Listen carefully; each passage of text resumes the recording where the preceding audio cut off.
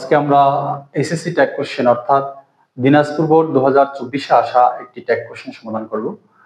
আর ক্লাসটি শুরু করার পূর্বে আমি সবাইকে একটি বিষয় রিকোয়েস্ট করব, তোমরা যারা আমার ইউটিউব চ্যানেলটি এখন সাবস্ক্রাইব করো নাই, ইনশাআল্লাহ সাবস্ক্রাইব করবে। So let's get started. দেখো, নাম্বার এ কি আছে? আওয়ার এক্সামিনেশন ইজ ওভার, আমাদের পরীক্ষা শেষ। এখানে একটা সেন্টেন্স। দেন হচ্ছে দেখো, এভরিবডি ইজ ফ্রি নাও, প্রত্যেকে এখন ফ্রি অথবা মুক্ত। দেখো, এখানে আমাদের দুটি sentence, our examination is over একটা সেন্টেন্স, দেন হচ্ছে ট্যাগ রিলেটেড একটা সেন্টেন্স আছে, সেটা কি এভরিবডি ইজ ফ্রি নাও।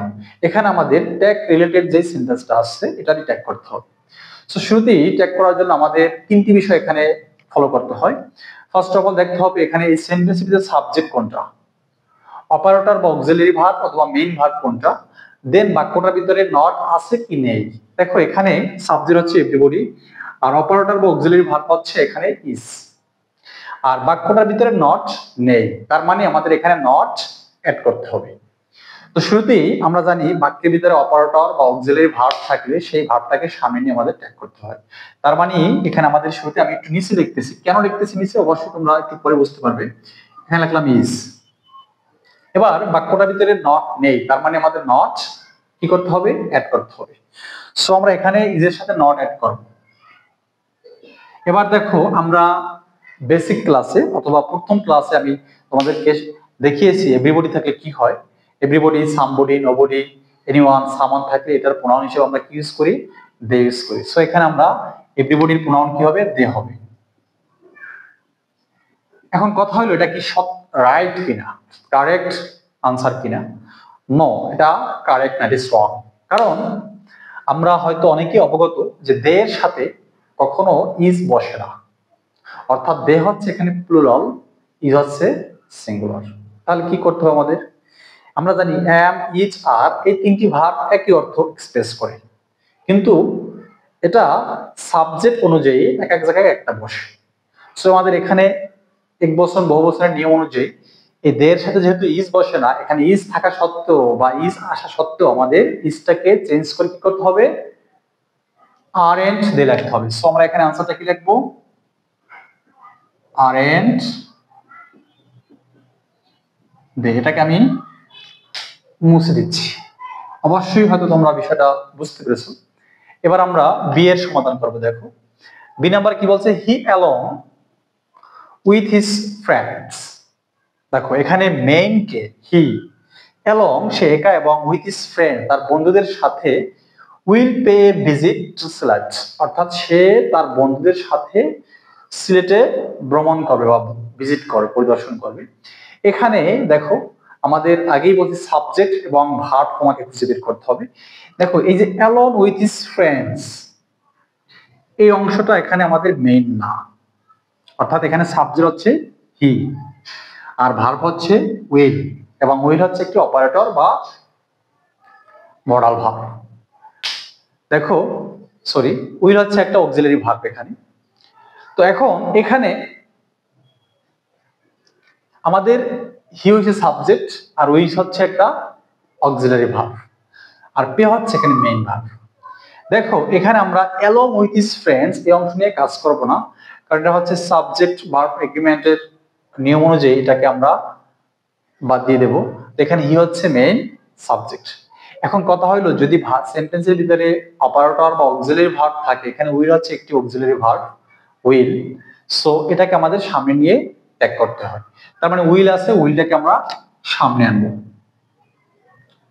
আমি এটাও নিচে লিখলাম, কেন নিচে লিখতেছি অবশ্যই বুঝতে পারবে।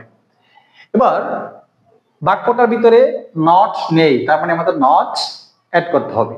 সো তার মানে এভাবে নট অ্যাড করলে আমরা তো ওইটা নিয়ম অনুযায়ী এভাবে অ্যাড করার কথা, উইল নট এভাবে অ্যাড করার কথা। আর হি যেহেতু সাবজেক্ট, সো এখানে প্রোনাউন হি হবে, তাই তো? কিন্তু এটা ইট ইজ রং, কারণ এই উইল নট এর শর্ট ফর্ম হচ্ছে ওয়ন্ট। সো আমরা এটা কিভাবে লিখবো, দেখো, ডাব্লিউ ও এন লেখে কমা টি, ওয়ন্ট হি, এভাবে হবে। এটাকে আমি মুছে দিলাম, অর্থাৎ উইল নট কে সংক্ষেপে লিখলে হবে won't, O W O N apostrophe তারপর টি।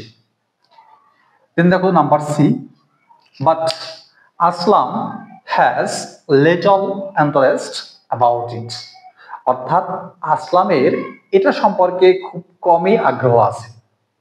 এখন এখানে আমাদের এই বাট হচ্ছে একটা বাড়তি অংশ, এটা কিছু না। দেখো এখানে আসলাম হচ্ছে সাবজেক্ট আর হ্যাজ হচ্ছে এখানে ভার্ব, মূলত অক্সিলারি ভার্ব হিসেবে আমরা এটাকে ধরতে পারি, অথবা এখানে মেইন ভার্ব হিসেবে ধরা যায়। আচ্ছা, যদি আমরা জানি বাক্যের ভিতরে অপারেটর বা অক্সিলারি ভার্ব থাকে, তাহলে সেটাকে আমাদের কি করতে হয়, সামনে নিয়ে কাজ করতে হয়। আর বাক্যটা যদি হাবোধক থাকে, এই লিটল মানে হচ্ছে নট, এখানে তার মানে এই বাক্যটা আছে নেগেটিভ বাক্য। সো আমাদের কি করতে হবে, এই নট আছে, নটটাকে আমাদের বাদ দিতে হবে। তার মানে এখানে অপারেটর হিসেবে কি আছে, হ্যাজ আছে। এখানে ডাজ দিয়েও করা যায়, আমরা হ্যাজ দিয়ে করাচ্ছি, হ্যাজ লিখলাম। এবার বাক্যটা যেহেতু নট আছে, সো নট আমরা বাদ দিব। এবার সাবজেক্ট কি আছে, আসলাম। এখন তো আমরা এখানে আসলাম লিখতে পারবো না, আসলাম হচ্ছে ছেলে, তো আসলামের প্রোনাউন কি হবে, হি হবে। সো এখানে লাগবে হ্যাজ হি, এটা হচ্ছে আমাদের আনসার। এবার হচ্ছে ডি নাম্বার, দেখো হি as well as his parents, এটা হচ্ছে এটার মতনই। এই যে অ্যাজ ওয়েল অ্যাজ যে অংশটা আছে, এই অংশটাকে আমরা বাদ দিয়ে দেবো, এটা আমাদের সাবজেক্ট না, এখানে মেইন সাবজেক্ট হচ্ছে হি। এটা তোমরা যারা সাবজেক্ট ভার্ব এগ্রিমেন্টের রুলস জানো মোটামুটি, তারা অবশ্যই বিষয়টা বুঝতে পেরেছো। As well as, not only but also, এগুলো যুক্ত যে অংশটা থাকে এটা মেইন সাবজেক্ট না। এখানে মেইন সাবজেক্ট হচ্ছে হি। হি অ্যাজ ওয়েল অ্যাজ, সেই সাথে তার প্যারেন্টস ভিজিটেড, এটা হচ্ছে ভার্ব, কিন্তু এটা মেইন ভার্ব হিসেবে ধরবে, মেইন ভার্ব, ঠিক আছে, main verb. Sylhet at last year, অর্থাৎ সে সেই সাথে তার পিতামাতা গত বছর সিলেটে ভ্রমণ করেছিল। এখন কথা হলো এখানে আমাদের তো অপারেটর নেই বা অক্সিলারি ভার্ব নেই বা মডাল নেই, তাহলে আমাদের এখানে কি করতে হবে, এখানে অবশ্যই একটা মেইন ভার্ব থাকবে, এবং মেইন ভার্ব আছে, সেটা কি, ভিজিটেড। এখন দেখো এই ভার্বটা আছে ভার্ব টু হিসেবে, অর্থাৎ ভার্বের সেকেন্ড ফর্ম ভিজিটেড। যেহেতু এখানে ভিজিটেড আছে, সো আমরা এখানে কি দিয়ে কাজ করব, ডিড দিয়ে কাজ করব, ডিড। এবার দেখো বাক্যটা হ্যাবোধক, অর্থাৎ এখানে নট নেই, আমাদের কি করতে হবে, নট অ্যাড করতে হবে, ডিডেন্ট। এবার দেখো সাবজেক্ট এখানে হি, সো আমরা এখানে প্রনাউন এটাকে বসাবো, এখানে স্মল লেটার হবে ডেফিনেটলি, হি হয়ে গেল এটা। দেন লাস্ট অন দেখো কি আছে, অ্যাজ, যেহেতু they visited many interesting places. দেখো এটা হচ্ছে একটা ডিপেন্ডেন্ট ক্লজ, আর এটা হচ্ছে, সরি এটা হচ্ছে একটা, হ্যাঁ ডিপেন্ডেন্ট, এটা হচ্ছে ইন্ডিপেন্ডেন্ট ক্লজ। আমরা এখানে যেটা ইন্ডিপেন্ডেন্ট ক্লজ সেটাকে নিয়ে কাজ করব।